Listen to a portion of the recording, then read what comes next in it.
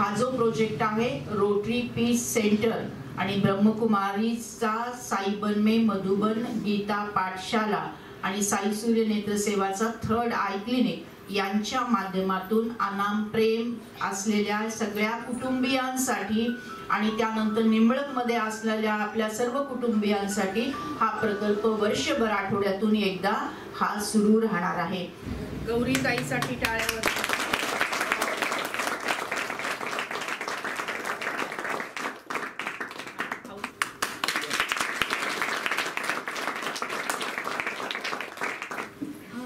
देश में तू हर वेश में तू तेरे नाम अनेक तू एक ही है.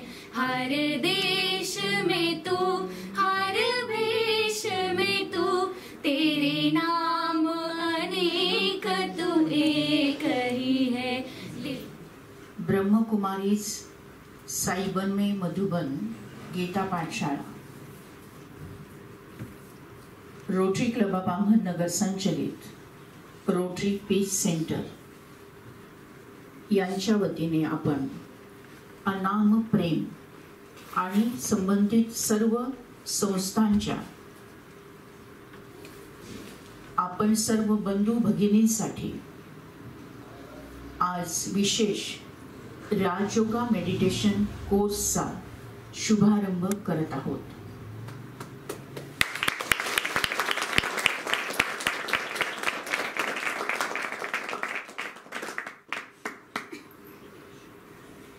राजयोगा मेडिटेशन म्हणजे नेमकं काय? योग म्हणजे जोड. योग म्हणजे जोड म्हणजे जॉईंट. जेव्हा आपण एकमेकांना नमस्कार करतो किंवा शेक हँड करतो ते सुद्धा एक कनेक्शन आहे, ते पण योग आहे. पण मनुष्याने मनुष्यासोबत केलेला तो योग आहे. पण राजयोग म्हणजे आत्माने परम आत्माशी केलेलं कनेक्शन जे आहे तो आहे राजयोग. राजयोग आपल्याला आपल्या जीवनामध्ये राजा बनवतो. कोण बनवतं? राजा बनवतं. आपण जेवढे जेवढे राजयोगा मेडिटेशनचा अभ्यास करणार आहोत ते सगळे जण राजा बनणार आहेत. राजा कसा असतो? राजा स्वराज्य अधिकारी राजा असतो. राजा कसा असतो? तो स्वराज्य अधिकारी राजा असतो. आणि अशा प्रकारचा राज्य करण्याची क्षमता, राजा होण्याची क्षमता ही प्रत्येक व्यक्तीमध्ये आहे आणि ती जागृत करण्याचं काम या राजयोगा मेडिटेशनच्या द्वारे होणार आहे. आपण जर प्रत्येकाचं जीवन पाहिलं तर प्रत्येकाच्या जीवनामध्ये काही ना काही प्रश्न आहेत. म्हणजे अगदी पंतप्रधान असतील, राष्ट्रपती असतील किंवा UNA चे चेअरमन असतील किंवा धनाढ्य श्रीमंत असतील किंवा त्याची काही परिणिती नाही. प्रत्येक व्यक्तीला, जगातल्या प्रत्येक व्यक्तीला कुठला ना कुठला तरी प्रश्न आहे, कुठली ना कुठली समस्या आहे. पण त्या सगळ्या प्रश्नांचं उत्तर, सगळ्या समस्यांचं समाधान या राजयोगा मेडिटेशनच्या जीवन पद्धतीमध्ये आपल्याला सापडणार आहे.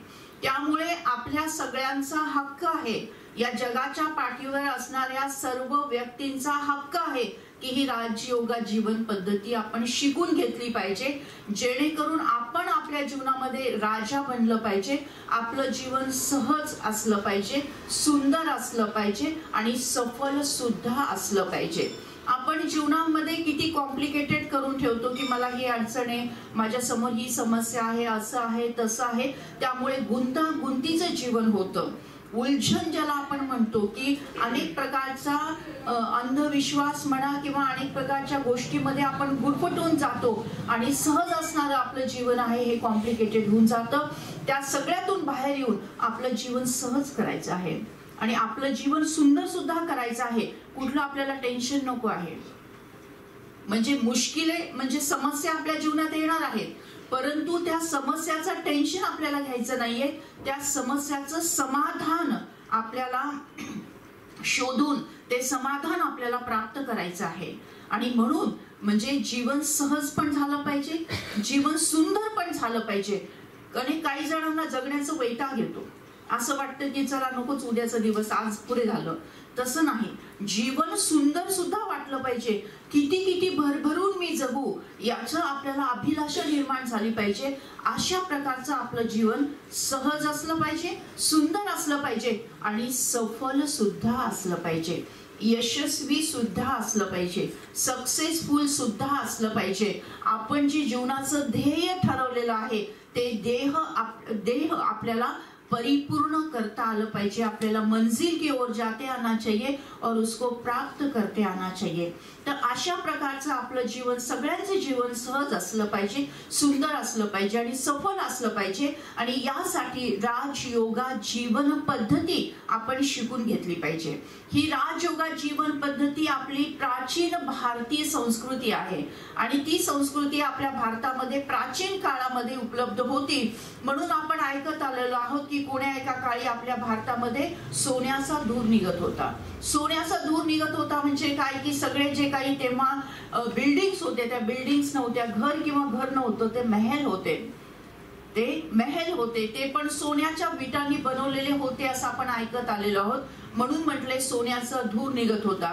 तेव्हा जो काळ होता तो प्रत्येक व्यक्ती सुख, शांती, समाधानाने परिपूर्ण अशी व्यक्ती होती. आणि माणसं एकमेकांशी इतकी प्रेमाने वागायची, एकमेकांशी इतकी आपुलकीने वागायची. आणि मग तर गरीब आणि श्रीमंत अशी सुद्धा तिथे म्हणजे दरी नव्हती जी आज आपल्याला दिसते. आणि सगळ्यांनी जण प्रत्येकाचे नियम असे इतके व्यवस्थित पाळायचे की ज्याला मर्यादा म्हणतो ना, घरातली एक मर्यादा असते, आपल्या कुलची एक मर्यादा असते, आपल्या शाळेची एक मर्यादा असते, आपल्या संस्थेची एक मर्यादा असते, आपल्या इन्स्टिट्यूटची एक मर्यादा असते, आपल्या गावाची मर्यादा असते, ट्रॅफिकची मर्यादा असते. या सगळ्या ज्या मर्यादा आहेत, सगळ्यांनी आपापल्या मर्यादाचं पालन केलं तर सगळ्यांचं जीवन हे शिस्तीत चालतं. आणि कुणी पण एकमेकांवर हमी करणं म्हणजे अतिक्रमण करणं हे आपण टाळू शकतो. तर अशा प्रकारच्या सगळ्या जीवनाचे विविध पैलू समजून घेणे आणि त्यानुसार आपल्या जीवनामध्ये फेरबदल करणं असं जर आपण केलं आणि अशा राजयोगा जीवन पद्धतीने जर आपण जगू लागलो तर खरोखरच प्रत्येकाला काय हवी आहे? मनाची शांती हवी की नाही हवी? हवी आहे. तर प्रत्येकाला मनाची शांती हवी आहे आणि ती शांती कुठे शॉप मध्ये विकत मिळत नाही, मॉल मध्ये विकत मिळत नाही, बाजारात विकत मिळत नाही, सोनाराच्या दुकानात गेलं, हिरे मोतीच्या दुकानात गेलं तरी पण मिळत नाही, कुठे परदेशात गेलं तरी मिळत नाही. अशी शांती ही कुठेही विकत मिळत नाही. तात्पुरती आणि छोटीशी शांतीचा अनुभव आपण मंदिरात घेऊ शकतो किंवा छोटीशी शांती जी आपल्याला कुठल्या आपण प्रार्थना स्थळी जातो तिथे आपल्याला होऊ शकते किंवा निसर्गाच्या खूप छान असं कुदरत का करिश्मा ज्याला म्हणतात अशा निसर्गाच्या सानिध्यात गेलं तो तात्पुरती शांतीचा अनुभव आपण घेऊ शकतो. पण जी शाश्वत शांती आहे जी आहे कुठे तर याचा शोध मानव घेत आहे, विज्ञान घेत आहे. पण विज्ञानाला अजूनपर्यंत ते सापडलं नाही की शांती आहे तरी कुठे, मनाची शांती आहे तरी कुठे. तर जेव्हा आता नवीन नवीन रिसर्च झाले मागच्या एका 50-60 वर्षामध्ये आणि त्या रिसर्च मध्ये असं सिद्ध झालेलं आहे की डॉक्टर रेमंड मुडी आहेत जे अमेरिकेचे असतात. तर त्यांनी 1,00,000 पेक्षा जास्त व्यक्तींवर हा एक प्रयोग केला, रिसर्च केला आणि त्यातून त्यांना असं सापडलं की अरे मनाची शांती आहे कुठे? तर मनाची शांती आपल्या जवळच आहे, आपल्या मनातच आहे. म्हटलं जातं ना काखेत कळसा आणि गावाला वळसा, असं आपण बाहेर शोधतोय शांती पण ती शांती ही आपल्या मनामध्येच आहे. ते मी नेहमी सांगत असते की पहा की समजा एक आजी असते आणि आजीची सुई हरवते है ना, मग आजीची सुई हरवते, मग आजी काय करते ती शोधायला लागते, ती रस्त्यावर शोधायला लागते, जिथे रस्त्यावर लाईट आहे तिथे ती शोधायला लागते. तो शोधता तिला सापडत नाही, ती वैतागून एका जागी बसते. तो 2-4 मुलं तिथून जात असतात, ते म्हणतात अरे आजीबाई काय झालं तुम्हाला? म्हणते अरे माझी सुई हरवली बाबा आणि ती सापडत नाही. म्हणजे म्हणतात आजी चला मी पण शोधायला लागतो, आम्ही पण शोधतो तुझ्या सोबत. मग आजी सोबत ते पण शोधायला लागतात. कोण? मुलं सुद्धा काय शोधायला लागतात? सुई शोधायला लागतात. पण तिथे त्यांनाही सापडत नाही आणि मग हळूच मग एक जण विचारतं आजी तुमची सुई हरवली कुठे होती? तर आजी म्हणते अरे बाबा ती झोपडीत हरवली होती. मग मुलं म्हणतात मग तुम्ही इथे कुठे शोधता? तर म्हणले अरे नाही बाबा, उजेड बाहेर आहे म्हणून मी उजेडात शोधते. तर सापडेल का आजीला कधी? सापडेल का सुई कधी? नाही. जिथे हरवली तिथेच आपल्याला ती शोधायला लागेल. आणि आपलं पण असंच झालंय. मनाची शांती या जगाच्या पाठीवर असलेल्या प्रत्येक व्यक्तीला आवश्यक आहे. प्रत्येक व्यक्तीला आवश्यक आहे, पण ती मिळतच नाही. आपण अन्य ठिकाणी शोधतो असं वाटतं. हे झालं की ते झालं की ते झालं की ते. पण हे सगळं कसं आहे, मृगजळ आहे. त्याच्या मागे आपण पळत जातो, पण ते आपल्याला सापडत नाही. परंतु आता आपल्याला ती शांती सापडलेली आहे. ती कुठे आहे, ती कशी आहे, त्याचा आपण कशी अनुभूती घ्यायची, ही विधी आपण शिकणार आहोत. आणि त्या विधीचा पहिला लेसन असा आहे की ती शांती आहे कुठे, कशी आहे. तर सगळ्यांनी शांतपणे ऐका की आपण, आपल्या सगळ्यांना मस्तक माहितीये ना? मस्तक म्हणजे काय? डोकं म्हणजे कपाळ है ना? माहितीये सगळ्यांना कपाळ. बरं, कधी तुमच्या जेव्हा तुम्हाला दिसत असेल तेव्हा तुम्ही कधी आकाशातली चांदणी पाहिली का? किती जणांनी पाहिली? हात वर करा. अच्छा, 50% लोकांनी पाहिली. ओके, पण ब्रेलच्या हात लावून असं चांदणी किती जणांनी म्हणजे असं फील केली? हा, म्हणजे चांदणी हा शब्द जर आपण म्हटला त्याचं फिलिंग येते ना. बरं, अच्छा तुम्ही दिवा पाहिला? दिवा म्हणजे आपण जो देवा पुढे लावतो तो दिवा पाहिलाय? त्याची ज्योत कशी असते माहिती आहे? माहिती आहे? हा, माहिती आहे.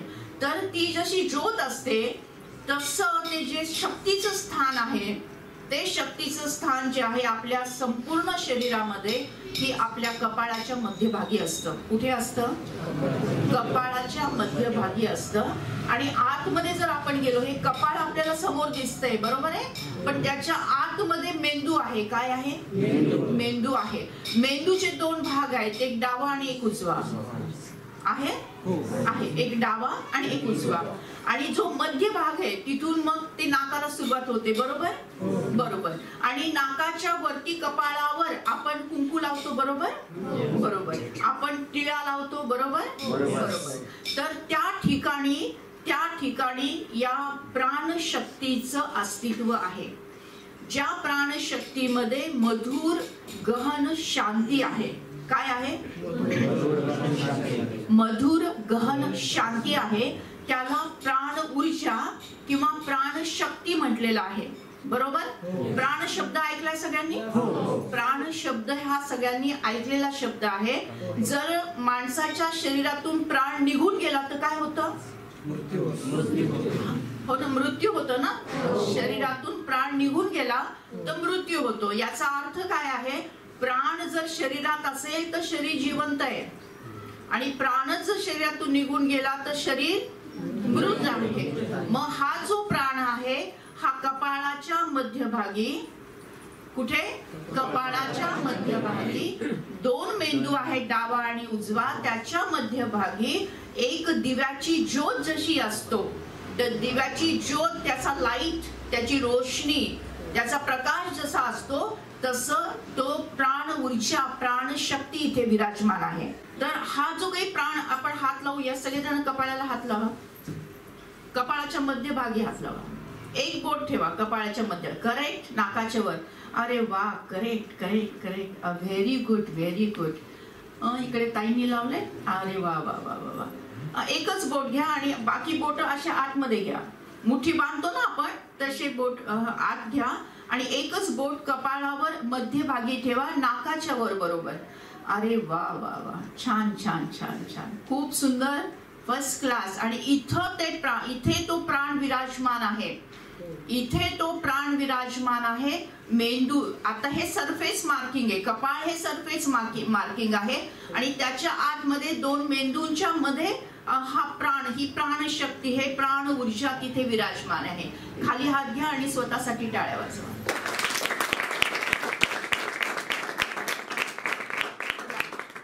तर ही प्राणशक्ती, प्राण ऊर्जा इथे विराजमान आहे. आणि प्राण जर शरीरातून निघून गेला तर त्याला काय म्हटलं जातं? मृत्यू.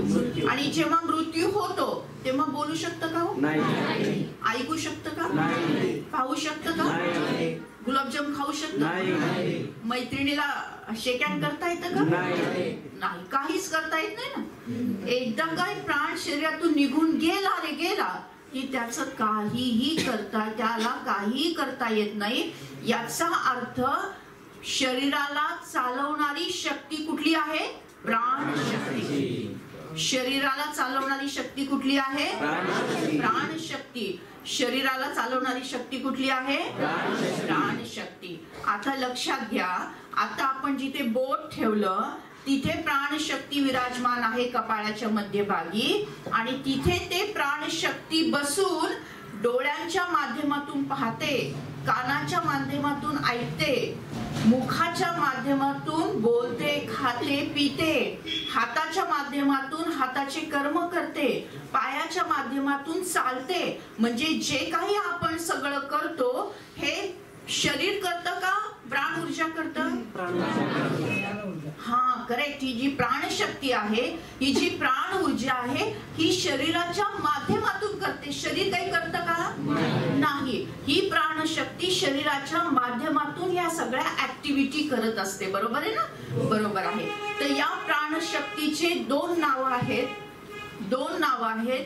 त्याला आध्यात्मिक भाषेमध्ये आत्मा म्हटलंय. काय म्हटलंय? आत्मा म्हटलंय. आणि इंग्लिश मध्ये त्याला सोल म्हटलेले. काय म्हटलंय? सोल म्हटलेले. सोलचं स्पेलिंग आहे SOUL. Source of unique light. लक्षात राहील? Source of unique light. Source of unique light. Correct.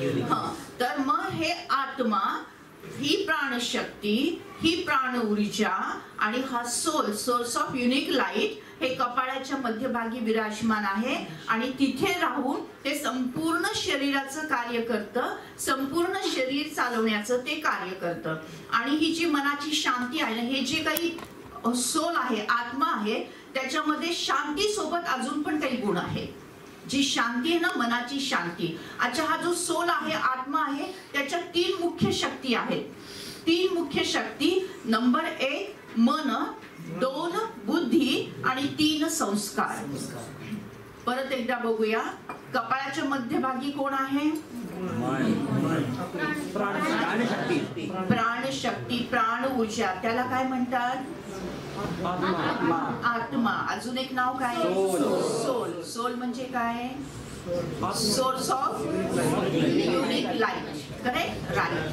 आणि याच्यामध्ये मी आता सांगितलं की त्याचे जसं आपल्या इंद्रिय आपल्या शरीराचे आहेत ना, तसे आत्म्याचे 3 मुख्य इंद्रिय आहेत. ते म्हणजे मन, बुद्धी आणि संस्कार. म्हणजे आत्मा ही जी एनर्जी आहे, त्याचे 3 सूक्ष्म एनर्जी, 3 सूक्ष्म इंद्रिय म्हणजे मन, बुद्धी आणि संस्कार. मनामध्ये आहे शांती. सापडली शांती? मनाची शांती सापडली. आपण शोधत होतो बाहेर, पण ती आहे आतमध्ये. तर मन, मनाची शांती, बुद्धी, बुद्धीची बुद्धिमत्ता, ती पण हवी ना. मनाची शांती पण हवी, बुद्धीची बुद्धिमत्ता पण हवी, आणि चांगले संस्कार पण पाहिजेत ना. आपल्या भारतीय संस्कृतीने इतके उच्च उच्च संस्कार आपल्यावर केलेले आहेत. ते आपल्यामधले दैवी गुण जागृत करता आले पाहिजेत. म्हणजे दैवी संस्कार, सद्गुणांचे संस्कार हे आपल्यामध्ये असले पाहिजेत. तर आत्मा, प्राण ऊर्जा, प्राणशक्ती, सोल, याचे 3 सूक्ष्म इंद्रिय म्हणजे मन, बुद्धी आणि संस्कार. आलं लक्षात? आणि मनामध्ये काय आहे? मनाची शांती. बुद्धीमध्ये काय आहे? बुद्धिमत्ता. आणि संस्कार कसले आहेत? दैवी गुणांचे संस्कार आहेत. तर मग आता या मनाच्या शांतीचा आपण अनुभव घेऊयात. घ्यायचा का? घ्यायचा का? आणि आता जे आपण राजयोगा मेडिटेशनची विधी करणार आहोत, त्याचा फॉर्म्युला पण आपण लक्षात घेऊयात. फॉर्म्युला आहे AVF. काय फॉर्म्युला आहे? करेक्ट. A फॉर एफर्मेशन किंवा auto suggestion. A for affirmation किंवा auto suggestion. V for visualisation. V for visualisation. आणि F फॉर फिलिंग्स. राईट. आता अर्थ सांगते. ए फॉर ॲटो सजेशन म्हणजे स्वतःला स्वतः सजेशन द्यायचं म्हणजे सूचना द्यायच्या, बरोबर आहे. ॲफर्मेशन, त्यालाच दुसरा वर्ड आहे, शब्द आहे ॲफर्मेशन, बरोबर. व्ही म्हणजे काय? व्हिज्युअलायझेशन म्हणजे पाहणं. म्हणजे समजा मी म्हटलं सूर्य, तो सूर्य आपल्याला दिसला पाहिजे. सूर्य पाहिला सगळ्यांनी? बघितलाय ना?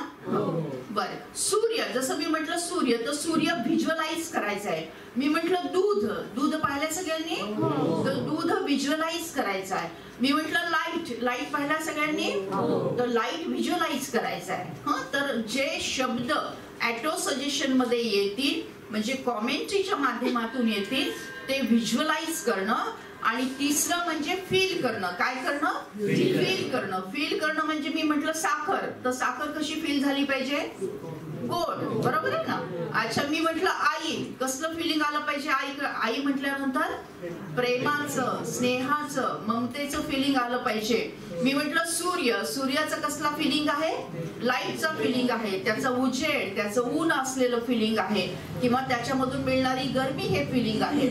मग हे 3 सूत्र जेव्हा एकत्र येतात तेव्हा मेडिटेशन लागतं. आणि जेव्हा मेडिटेशन लागतं तेव्हा आपली बुद्धिमत्ता वाढते, स्मरणशक्ती वाढते, मनाची एकाग्रता वाढते आणि त्याच्यामधून आपल्या अभ्यासामध्ये रस निर्माण होतो. अभ्यास चांगला होतो, पेपर चांगले जातात, मार्क चांगले मिळतात आणि त्याशिवाय आपलं जीवन सहज होतं, सुंदर होतं आणि सफल होतं. आपल्या आयुष्यातले जे काही 100, 200, 1000 प्रश्न असतील त्या सगळ्या प्रश्नांचं उत्तर आपल्याला याच्यामध्ये मिळतं आणि एक दिशा मिळते की या दिशेने गेलं तर आपलं जीवन बाकीपेक्षा चांगलं होईल. अशा प्रकारची आयुष्याला एक चांगली दिशा आपल्याला सापडत जाते आणि म्हणून आपल्याला हे करायचं आहे. तर ABF फॉर्म्युला आपल्याला लक्षात आला. म्हणजे ॲटो सजेशन म्हणजे मी तुम्हाला जी कॉमेंट्री दिली ते तुम्ही ॲटो सजेशन म्हणजे मनातल्या मनात ती म्हणायची. समजा मी म्हटलं की मी एक आत्मा आहे, तर तुम्ही मनातल्या मनात काय म्हणायचं? मी एक आत्मा आहे. मी जर म्हटलं की मी शांत स्वरूप आहे, तुम्ही पण मनातल्या मनात म्हणायचं की मी शांत स्वरूप आहे. नुसतं म्हणायचं नाहीये, तर त्याबरोबर ते व्हिज्युअलाइज करायचं आणि त्याबरोबर ते फील पण करायचं. असं जेव्हा होतं तेव्हा मेडिटेशन लागायला सुरुवात होते, बरोबर आहे ना. आणि मेडिटेशन करताना आणखी 2 नियम असे की कधी पण आपण मेडिटेशन करू तेव्हा ताठ बसायचं. म्हणजे जी स्पायनल कॉर्ड जी आहे आपली ना, ही स्पायनल कॉर्ड काय करायची? ताठ ठेवायची. आणि त्यानंतर आपण जे हात आहेत की नाही, हात, आपण हाताचे ज्ञानमुद्रा येते तुम्हाला? ज्ञानमुद्रा ठेवायची आणि त्याच्यानंतर आपण आपल्या श्वासाकडे साक्षी भावाने लक्ष द्यायचंय. काय असं का करायचं? कारण जेव्हा श्वास हे आपण साक्षी भावाने श्वासाकडे पाहतो किंवा अनुभव करतो तेव्हा श्वास हे स्लो डाऊन होतात आणि जेव्हा श्वास स्लो डाऊन होतात तर मनातले विचार सुद्धा स्लो डाऊन होतात आणि एक प्रकारची एक पार्श्वभूमी तयार होते आपल्या मेडिटेशनसाठी. ठीक आहे, हा तिसरा नियम. आणि त्यानंतर कॉमेंट्री मध्ये जे ॲटो सजेशन मी देते ते मनातल्या मनामध्ये त्याचं उच्चारण तुम्हाला करायचे आणि फिलिंग करायचे. आणि त्यानंतर एक मेडिटेशनची कॉमेंट्री म्हणजे मेडिटेशनच्या कॉमेंट्री नंतर एक गीत लागेल. त्या गीताच्या भावना सुद्धा आपण मनातल्या मनामध्ये क्रिएट करायचे आहेत. म्हणजे तो एक सेशन आपला पूर्ण होणार आहे. बरं, आतापर्यंत जे आपण शिकलो म्हणजे आतापर्यंत जे मी आपल्याला सांगितलं त्याविषयी जे काही प्रश्न उत्तर असतील तर तुम्ही आम्हाला जरूर विचारा. मॅडम, राजयोग मेडिटेशन म्हणजे अजून काही योगा अजून बरेच प्रकार?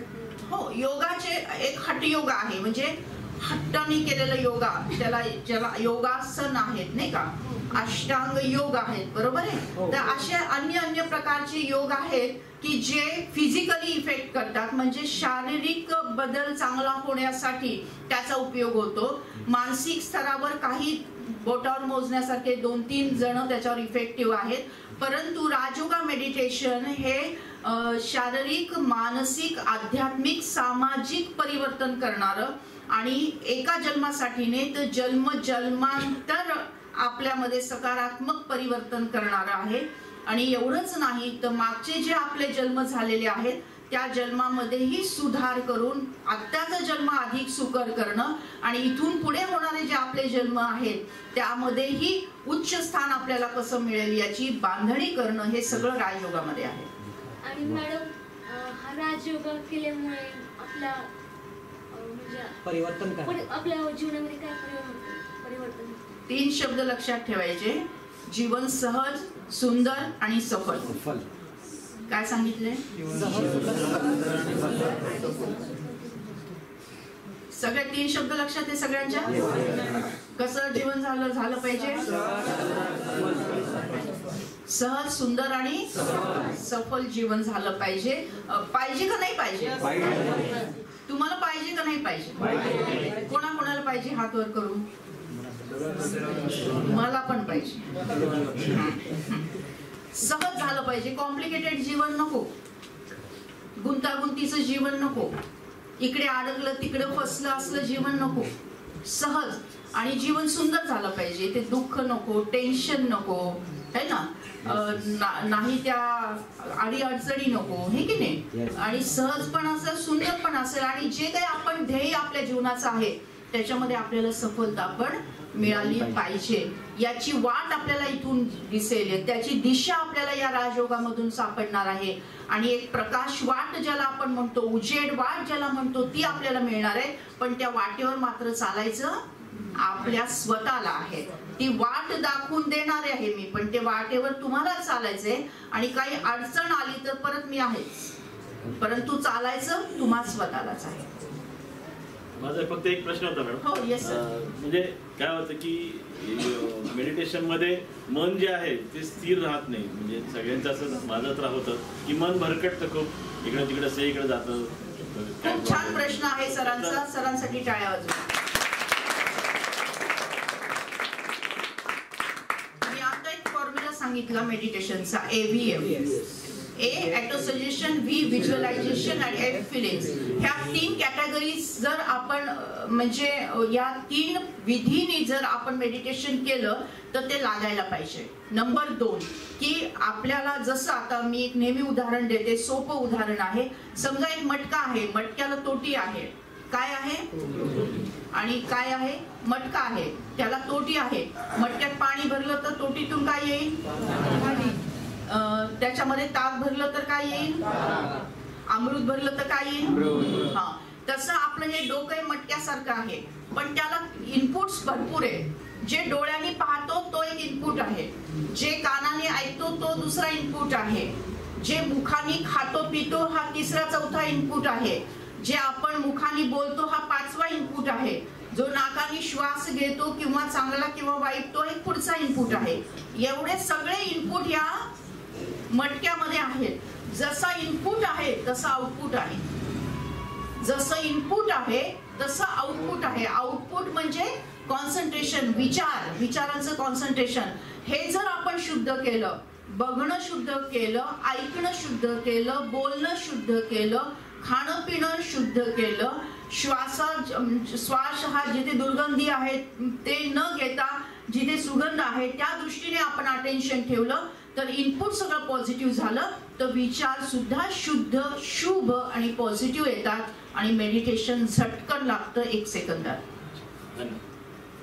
समजलं सगळ्यांना? तुमच्याकडे एक पॉझिटिव्ह पॉइंट आहे. कुठला? की डोळ्यांनी बघू शकतो. चांगलंय ना, आजकाल कलियुग आहे, सगळीकडे कलह आहे. कशाला बघायचं? कशाला बघायचंय? उलट छान झालं की मला दिसत नाही. हा एक पॉझिटिव्ह पॉइंट आहे. आजच्या कलियुगात हे पॉझिटिव्ह पॉइंट आहे. आता पहा सगळीकडे कलह, अनाचार, दुराचार, पापाचार, भ्रष्टाचार वाढत चाललेला आहे. जिथे पाहू तिथे एकमेकांशी भांडण करत आहेत, एकमेकांचे पाय ओढत आहेत. कशाला बघायचं तसं, नाही का? त्यापेक्षा न पाहिलेलं बरं. मग आपल्याला तिसरा डोळा आहे. तुम्हाला कुठला डोळा आहे? तिसरा डोळा आहे. आणि ही प्राणशक्ती म्हणजेच तिसरा डोळा आहे. आपण हे ऐकलं होतं ना, शंकराला तिसरा डोळा होता. ऐकलं होतं का? ऐकलं होतं. कुठं होतं त्याचं स्थान? शंकराचा तिसरा डोळा कुठे होता? तिथेच होता ना. तिथेच होता ना, जिथे आपण आता बोट लावलं तिथेच होता ना. हा, म्हणजे ही प्राणशक्ती म्हणजेच तिसरा डोळा आहे, लक्षात घ्या. ही प्राणशक्ती म्हणजे तिसरा डोळा आहे. आणि हा तिसरा डोळा उघडल्यानंतर काय होतं सांगितलं, काय ऐकत आलो आपण? तिसरा डोळा उघडल्यानंतर काय होतं? अच्छा, प्रलय म्हणजे काय होतं? विनाश. काय होतं? विनाश. आता शांतपणे आणि नीट ऐका. तर जेव्हा हा तिसरा डोळा उघडतो म्हणजे मी प्राणशक्ती आहे ज्याचा मी अभ्यास करतो, जेव्हा मी हे राजयोगा मेडिटेशन करतो तेव्हा हा तिसरा डोळा उघडला जातो आणि त्यातून माझ्यामध्ये जे काही निगेटिव्ह गोष्टी आहेत, माझ्या व्यक्तिमत्वामध्ये जे नकारात्मक गोष्टी आहेत त्याचा विनाश व्हायला लागतो.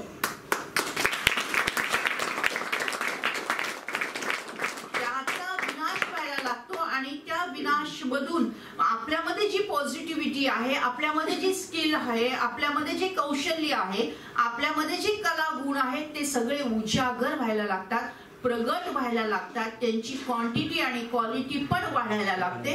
इतका छान बदल होतो. म्हणजे तिसरा डोळा, जो राजयोगा मेडिटेशन करतो त्याला तिसरा डोळा प्राप्त होतो आणि त्या तिसऱ्या डोळ्याने आपल्यामध्ये असलेली निगेटिव्हिटी आपल्याला विनाश करता येते, आपल्यामध्ये असलेली पॉझिटिव्हिटी आपल्याला वाढवता येते. करायचं सगळ्यांना है ना? प्रत्येकातले कला वाढतील, गुण वाढतील, प्रत्येकामध्ये असलेली पॉझिटिव्हिटी वाढेल, प्रत्येकामध्ये असलेला चांगुलपणा वाढायला लागेल आणि आपल्यामध्ये असलेले जे दोष आहेत, आपल्यामध्ये असलेली जी कमतरता आहे, आपल्यामध्ये असलेले जे वाईट गुण आहेत ते आपोआप नष्ट व्हायला लागतील, समाप्त व्हायला लागतील, डिलीट व्हायला लागतील. छान आहे की नाही? छान आहे ना? तर हा तिसरा डोळा तुम्हाला जरी दोन जिस्मानी डोळे म्हणजे शारीरिक डोळे नसले तरी पण तुम्हाला हा एक तिसरा डोळा आपल्याला मिळवायचा आहे. नाही, आजपासूनच त्याला उघडायचा आहे आणि तो अभ्यास करून आपल्या जीवनामध्ये आपल्याला जीवन कसं करायचं? नंबर 1 सहज, सुंदर, सहज, सुंदर, सफल. मग विषय कुठलाही असो, फील्ड कुठलाही असो, घरचा असो, बाहेरचा असो, ऑफिसचा असो, समाजाचा असो, देशाचा असो, परदेशाचा असो, सगळ्या प्रश्नांची उत्तर आपल्याला इथे मिळणार आहे. दिशा आपल्याला सापडणार आहे, उजेडवाट आपल्याला प्राप्त होणार आहे. सीधा होकर बैठा है, मान पाठ टाट, हाथों की ज्ञान मुद्रा, आंखें हल्की सी बंद. मैं जो कमेंट्री देती हूँ मन के मन में उसको दोहराना है, विजुअलाइज करना है और फील करना है. उसके बाद एक गीत लगेगा, अंतर मन की ज्योति जलाओ. उस गीतों के साथ एक रूप होना है.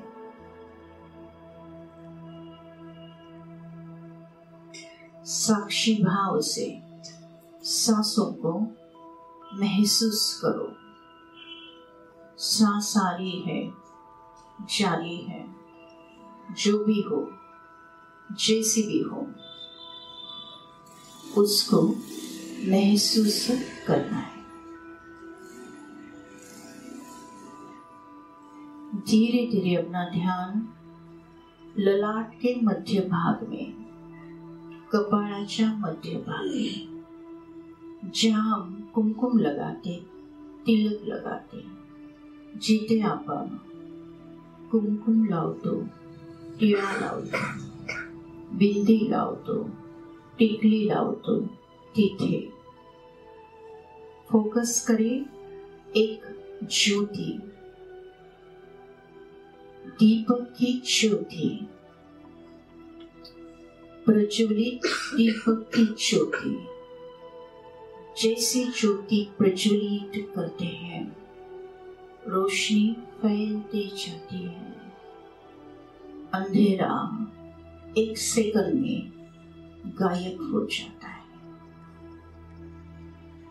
स्वयं को देखिए, ये मैं हूं, मैं ज्योति हूं, अंतर मन की ज्योति हूं, आत्मा हूं, प्राण ऊर्जा हूं, प्राण शक्ति हूं.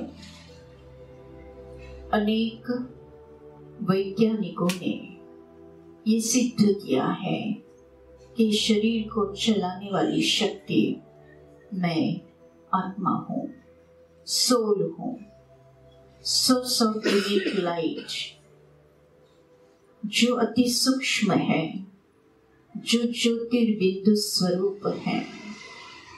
मैं आत्मा ही आंखों द्वारा देती हूँ, मैं आत्मा ही मुख द्वारा बोलती हूँ, मैं आत्मा ही कानों द्वारा सुनती हूँ, मैं आत्मा ही पंचेंद्रिय कर्मेंद्रिय द्वारा कार्य करती हूँ, मैं आत्मा ही इस शरीर की मालिक हूँ।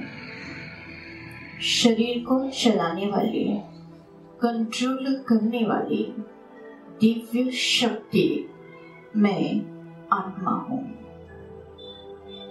मन, बुद्धि और संस्कार मुझ आत्मा के 3 सूक्ष्म शक्तियाँ अथवा इंद्रिय हैं। मन शांति प्रदान करता, बुद्धिमत्ता दिव्य होती है और संस्कारों में दिव्य गुण आने लगते हैं। मैं आत्मा हूँ, तीसरा नेत्र हूँ, 3rd आई हूँ। जब मैं राजयोग मेडिटेशन का अभ्यास करती हूँ, मेरा तीसरा नेत्र खुल जाता है और मुझ में उपस्थित सारी कमी कमजोरी का विनाश होता है। कमी कमजोरी दुर्गुण समाप्त होते जाते हैं। मेरे दिव्य गुण, मेरी शक्तियाँ उजागर होती जाती हैं। अंतर मन में ज्योति जगाओ, होगा दूर अंधेरा। मेरे अपने जीवन का अंधेरा, समस्याओं का अंधेरा, अंधत्व का अंधेरा, सारा अंधेरा मिटता जा रहा है। मेरा जीवन सहज, सुंदर, सफल होते जा रहा है। मैं मन की शांति का अनुभव करते जा रही हूँ। अंतर मन में ज्योति जगाओ, होगा दूर अंधेरा। ओम शांति शांति, ओम शांति शांति। अंतर मन में ज्योति जगा लो, होगा दूर अंधेरा।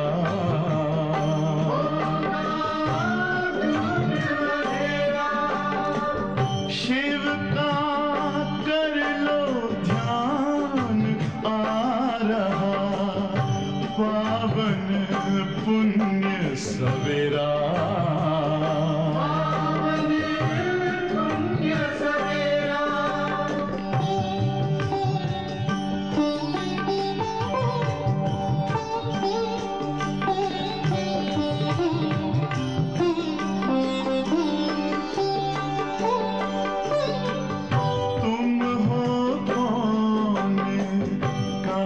से आए, अपने आप को जानो।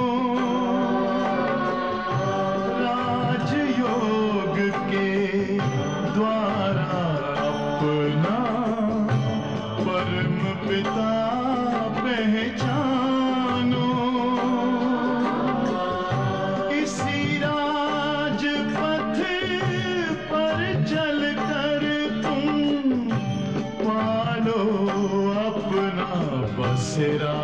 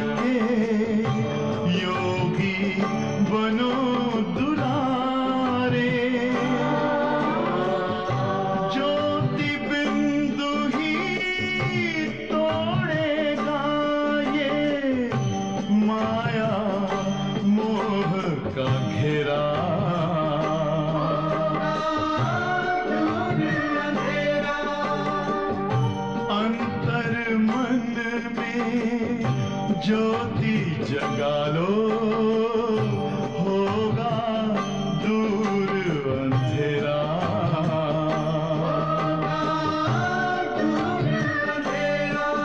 ओम शांति,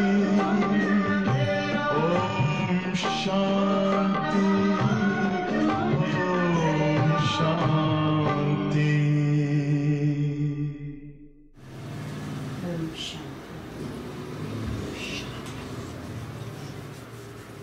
धीरे धीरे आंखें खोलनी है। मेडिटेशन अच्छा लगने के लिए नियम जो बताए हैं कि कभी बुरा सुनना नहीं, बुरा देखना नहीं, बुरा बोलना नहीं और बुरा सोचना भी नाही। म्हणजे हा जो मटका आहे हा आपल्याला सकारात्मक ठेवण्यासाठी जे पाहतो ते सगळं पॉझिटिव्ह पाहायचं आहे। तिसरा डोळा तुम्हाला आलेला आहे आज, तो उघडलेला आहे, त्याच्याने फक्त पॉझिटिव्ह पाहायचं आहे। नंबर 2 सगळं पॉझिटिव्ह ऐकायचं आहे। यांनी असं केलं, त्यांनी तसं केलं, असं झालं तसं झालं, ह्या गोष्टी बोलायच्या नाही, ऐकायच्या पण नाही। जे जगामध्ये होतं ते मेजॉरिटी निगेटिव्ह होतं, त्यामुळे जगाचे पण ज्या उलाढाली होतात त्याचा फक्त आढावा घेणं आपले जे टीचर आहेत ते आढावा घेत असतात, आपल्याला त्याच्यात जायची गरज नाही। त्यामुळे ऐकणं सुद्धा शुद्ध आणि शुभ, बोलणं सुद्धा शुद्ध आणि शुभ, आणि पाहणं आता तिसऱ्या डोळ्याने तुम्ही पाहणार ते सुद्धा शुद्ध आणि शुभ असलं पाहिजे। जे काही आपण कर्म करणार पंचेंद्रियद्वारे कर्मेंद्रियद्वारे ते पण सदा नेहमी शुद्ध आणि शुभ असलं पाहिजे। हे नियम आपल्याला पाळायचे आहेत। आणि भोजन करायच्या आधी प्रार्थना करून भोजन करायचं आहे। पाणी प्यायच्या आधी त्याच्याकडे थोडंसं हसून, म्हणजे तिसऱ्या डोळ्यांनी बघायचे, हसून पाहायचे आणि मग पाणी प्यायचं आहे। पाण्यावर सुद्धा मेडिटेशनचा खूप चांगला प्रभाव होतो। त्यामुळे जेव्हा तुम्ही मेडिटेशन कराल एक ग्लास पाणी घेऊन बसा आणि मेडिटेशन झाल्यानंतर ते पाण्याचं सेवन करा, ते पाणी पिऊन टाका। आणि रोज 3 वेळा, म्हणजे अगदी आयडियली 3 वेळा पण कमीत कमी 2 वेळा तरी तुम्ही सामूहिक मेडिटेशन नक्की करा। एक सकाळी उठल्याबरोबर आपापल्या रूममध्ये करा, संध्याकाळी तुमची प्रार्थना असते सामूहिक, त्या प्रार्थनेनंतर तुम्ही सामूहिक करा। आणि झोपायच्या आधी हवं तर तुमची 10ची वेळ असेल झोपायची तर आपापल्या बेडवर आपापल्या रूममध्ये बसून शेवटचं करा, पण एक सामूहिक तुमची संध्याकाळच्या वेळेस होईल। असं 3 प्रकारे आता जी मेडिटेशनची कॉमेंट्री आहे तुम्हाला आम्ही देऊ, त्याप्रमाणे ती लावून तुम्ही करू शकता। तुमच्या सर्वांचं जीवन कसं होणार आहे? सहज, सुंदर आणि सफल असं तुमचं सगळ्यांचं जीवन होणारच आहे, याची मला 1001% गॅरंटी आहे।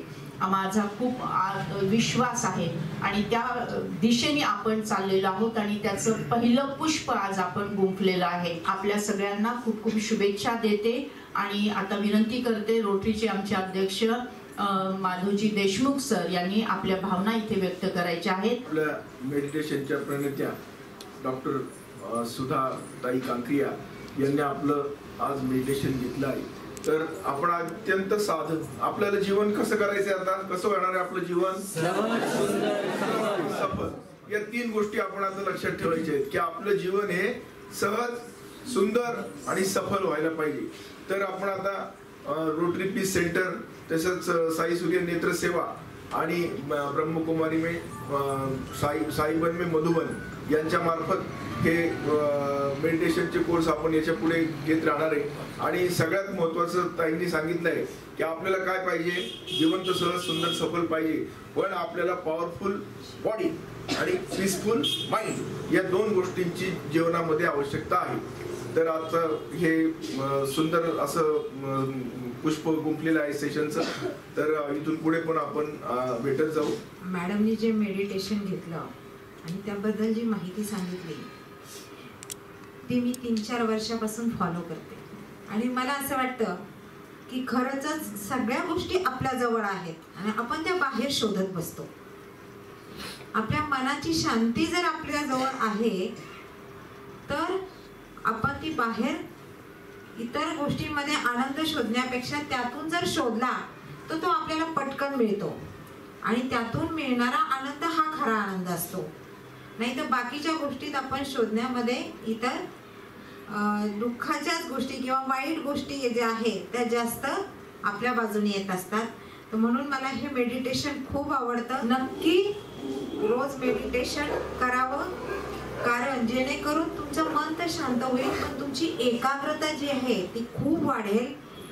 अभ्यास जे आहे त्याच्यामध्ये तुम्हाला नक्कीच फरक जाणवेल. तुम्हीच सांगणार की तुमच्यामध्ये काय बदल झालेले आहेत. नक्कीच हे बदल पॉझिटिव्ह असतील याची मला मॅडम म्हटल्या तशी 1001% खात्री आहे. आणि मॅडम आणि त्यांची रोटरीची टीम सगळ्यांचं खूप खूप मी आभार मानते की ही संधी आपल्याला मिळालेली आहे. थँक्यू. नक्कीच ह्याचा बदल जो आहे तो निश्चित होणार आहे. आणि मी मॅडमना ग्वाही देतो की आमची जी मुलांची जे सक्सेस स्टोरीज आहेत त्या अजूनही वाढणार आहेत. आणि आपण जे आहे निंबळकमध्ये पण सुद्धा हा राजयोगा जो आहे हा आपण घेणार आहोत. आणि मला नक्की खात्री आहे की आमची जी मुलं आहेत तर त्यांच्यामधले जे सकारात्मक बदल जे आहेत ते आपल्याला थोड्या दिवसात अजून दिसतील. नमस्कार. आज मॅमनी ज्या पद्धतीने मेडिटेशन घेतलेलं आहे तर मी एकदा असंच ऐकता यूट्यूबवर ऐकत होतो मेडिटेशन संदर्भात. तर मी एक दिवस ट्राय केलं पण काय व्हायचं की मला ना ते म्हणजे माझी झोप पूर्ण होत नव्हती. त्यामुळे ते झोप येण्यासारखं व्हायचं मला, त्याच्यात मन लागत नव्हतं. पण आज ज्यावेळेस मी केलं ते मॅमनी ज्या पद्धतीने सांगितलं आणि मी त्या पद्धतीने केलं तर मला त्याचा म्हणजे एकदम मी एकाग्र झालो होतो त्या गीतामध्ये, त्या म्हणजे त्याला एकदम फील करत होतो. आणि खरंच मॅमचं धन्यवाद की त्यांनी असं हे सेशन घेतलं आणि आमच्यासाठी हे मेडिटेशनचं हे सेशन घेतलं. त्यासाठी मॅमचं आणि रोटरी क्लब परिवाराचं मी खरंच धन्यवाद करतो. Good morning to all. नमस्कार. माझं नाव अमीन शेख. मी न्यू आर्ट्स कॉलेजमध्ये FIB मध्ये शिक्षण घेत आहे. सर्वप्रथम आजच्या आलेल्या मान्यवरांचं मी मनःपूर्वक स्वागत करतो. आपण आयुष्यात वेगवेगळं म्हणजे आपण म्हणतो की आपल्यासमोर समस्या आहे, संकट खूप आहे, आपण खूप वाईट परिस्थितीने जातोय. तर या गोष्टींना कुठलं तरी म्हणजे आपण म्हणतात ना की आपल्या आतमध्ये सर्व गोष्टी असतात परंतु तरी आपण त्याच्याकडे लक्ष देत नाही. कारण की आपलं लक्ष इकडं तिकडं असतो. कोणी काय करतोय, कोणी कसा वागतोय, कोणी कसं बोलतोय, त्याची वागण्याची पद्धत काय, आपण स्वतःकडे लक्षच देत नाही की आपण कसं वागतो, आपण कसं बोलतो, आपण लोकांशी बोलताना आपण गोड बोलतो का. तर मेडिटेशन म्हणजे शॉर्टकटमध्ये सांगायचं झालं की स्वतःला ओळखणे, आपण कोण आहोत व आपण कशासाठी जन्माला आलेलो आहोत म्हणजेच मेडिटेशन.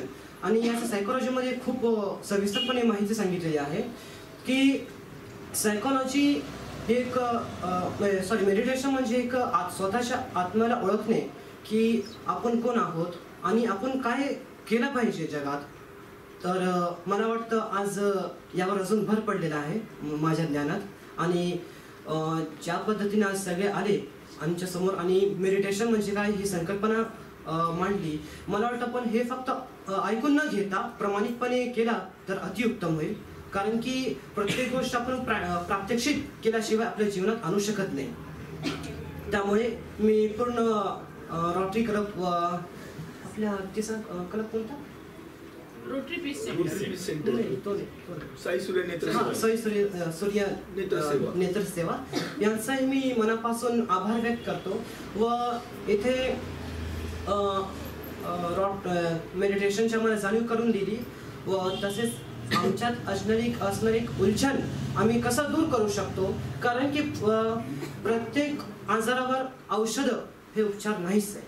त्यामुळे कुठेतरी योगा आणि मेडिटेशन हा उदाहरणार्थ मधुमेह, हृदयविकार, त्यानंतर रक्तदाब या आजारावर सुद्धा हा काम करू शकतो.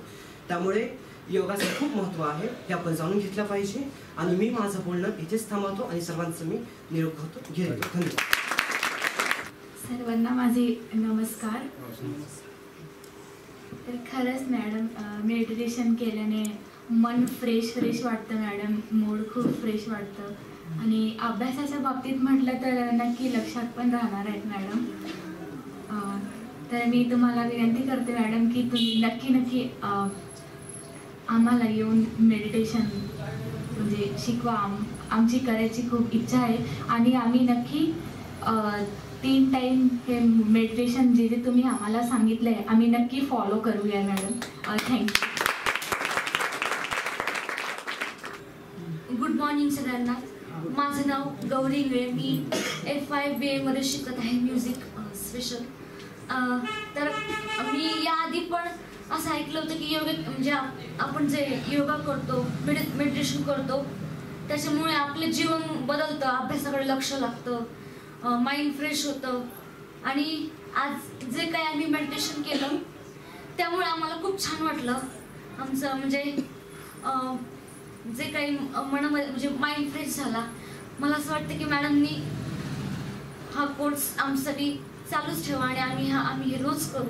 थँक्यू. गुड मॉर्निंग सर्वांना. माझं नाव आरती दामोदर. मी F5 BA इकोनॉमिक्समध्ये शिकते.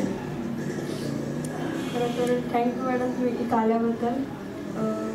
आम्हाला खूप छान वाटलं तुम्ही इथे येऊन आमच्या पुढे म्हणजे आम्हाला योगा शिकवत आहे. आज इथे सुधा मॅमनी जे तुम्हाला मेडिटेशनबद्दल सांगितलं आहे त्याबद्दल सगळ्यांतर्फे तर आभार मानतोय आपण. आणि आपण नेहमी प्रयत्न करावे. आपल्या मनातले जे प्रश्न आहेत ते ॲटोमॅटिक सुटतात. शांतपणे तुम्ही तुमचे स्वतःचे प्रश्न सोडा. आता मॅमने सांगितलं तुम्हाला जे चांगलं आहे ते घ्या, वाईट आहे तिकडे लक्ष देऊ नका.